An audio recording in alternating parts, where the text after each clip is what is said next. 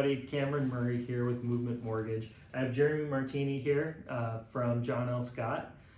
Really common question I get about the contract is the contingencies that go into that and what protections they give a buyer, what outs they give a buyer if you're on the seller's perspective.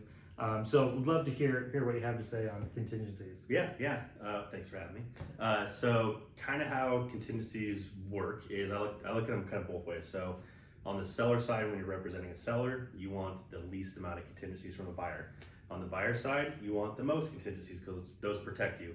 So it's trying to find that fine line in the middle, right? So I think your big one, and this is just, we'll say a general buyer, right? So you would have your appraisal contingency, your financing contingency, your inspection contingency, your title contingency, and there's all a bunch of other little ones you can go in there, but I can keep going on for days. But those are kind of your high level, big, contingencies. And the appraisal, what that's going to do is, on your end, let's say you buy a house for $800,000. Let's go 800,000 and appraises at $750,000. Well, there's a $50,000 gap, so someone has to come up with that.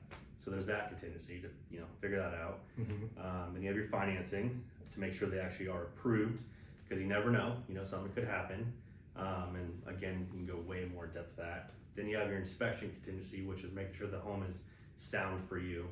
And your title, make sure the title's free and clear and there's no liens on it that you're going to be acquiring. So it's kind of like your big high level, contingencies. I would say that to protect you. Okay.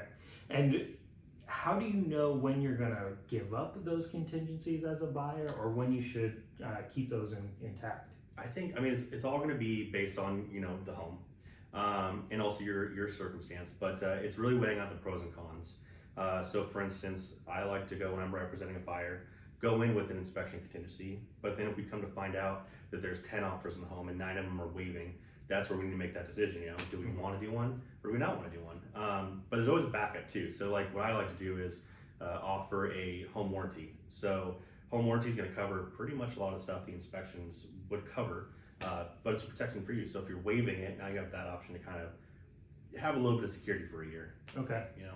Oh, that's great. So there's still ways to protect yourself, even if you're trying to be as competitive as possible in this market. Yep.